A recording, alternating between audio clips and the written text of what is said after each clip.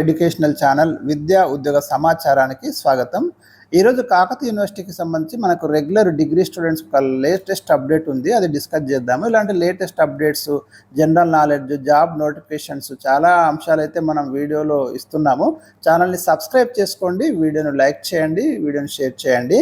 ఈరోజు తాజా అప్డేట్ ఏంటంటే మనకు కేయూలో degree second, fourth, sixth semester students ఎవరైతే ఉన్నారో వీళ్ళు ఎగ్జామినేషన్ ఫీ పేమెంట్ చేసుకోవడానికి మనకి ఇంతకుముందే నోటిఫికేషన్ వచ్చింది. మన దాంట్లో వీడియో ఒకటి పెట్టేసినాం ఆల్రెడీ.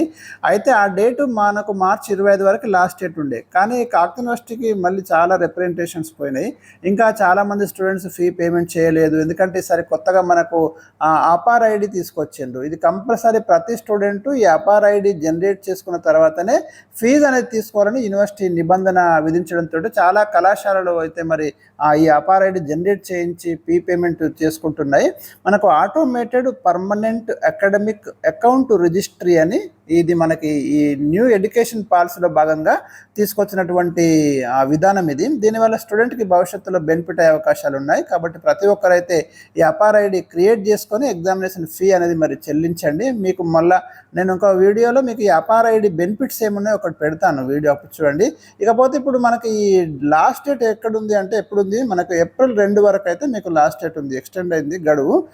2 ఏప్రిల్ వరకు మీరు పేమెంట్ చేసుకోవచ్చు without late fee. With late fee 50 రూపాయల లేట్ ఫీ తోటి మీకు ఏప్రిల్ 9 వరకు కూడా మీరు ఈ second, fourth, sixth semester students fee payment చేసుకోవచ్చు.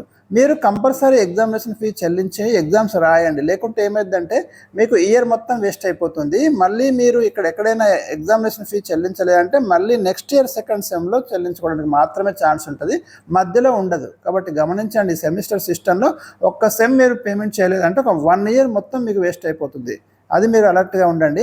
ఇక ఫీ వివరాలు ఆల్రెడీ నేను మీ గతంలో కూడా వీడియోలో చెప్పినా, మళ్ళీ ఒకసారి మీరు చూడండి. BA జనరల్, బీకామ్ జనరల్ ఉంటే సెకండ్ అండ్ ఫోర్త్ సెమిస్టర్ విద్యార్థులు అయితే 650 రూపీస్, ఫైనల్ ఇయర్ స్టూడెంట్స్ అయితే ఒక 300 ఎక్కువ ఉంటుంది వాళ్ళకి.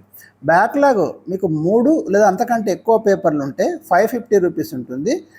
ఫైనల్ ఇయర్ వాళ్ళకి కూడా సేమ్ ఉంది. ఒకవేళ బ్యాక్లాగ్ అప్ టు 2 పేపర్స్ వరకే కనుక మీకుంటే, 2 పేపర్లే ఉన్నాయి అనుకుంటే 450 అయితే సరిపోతుంది. కంప్యూటర్ బ్యాక్గ్రౌండ్ కోర్సులు, బీకామ్ కంప్యూటర్ కానీ, BA కంప్యూటర్, BSc, MPCS ఇట్లాంటి కోర్సుల వాళ్ళైతే 750 రూపీస్ పేమెంట్ చేయాలి. 6th సెమిస్టర్ వాళ్ళైతే ఇంకొక 300 ఎక్కువ పేమెంట్ చేయాలి, అంటే 1050. అట్లాగే బ్యాక్లాగ్ ఉంటాయి మీకు 3 లేదా అంతకంటే ఎక్కువ పేపర్లు ఉంటే 650, అప్ టు 2 పేపర్స్ వరకు అయితే 550. సో ఇక మిగతా కోర్సుల ఫీజు వివరాలు కూడా ఇక్కడ ఉన్నాయి. మీకు అన్నీ చెప్పాలంటే చాలా టైం పోతుంది కాబట్టి నేను కొంచెం ఆపేస్తున్నా.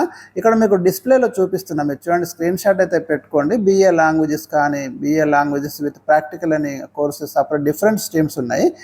BCA రెగ్యులర్ అని, ప్రీ డిగ్రీ కోర్సెస్ ఉన్నాయి. సో ఇలాంటి వాళ్ళంతా ఈ కోర్సెస్ చదివే వాళ్ళంతా మీ ఫీజు వివరాలు చూసుకొని కాలేజీకి వెళ్ళి ఎగ్జామినేషన్ బ్రాంచ్లో ఇమ్మీడియట్గా ఫీ పేమెంట్ చేసుకోండి. ఫస్ట్ అపార్ ఐడి జనరేట్ చేసుకొని ఫీ పేమెంట్ చేస్తే ఒక పని అయిపోతుంది. ఎగ్జామ్స్ అనేవి మనకి ఏప్రిల్ లాస్ట్ వీక్లో ఉంటాయి.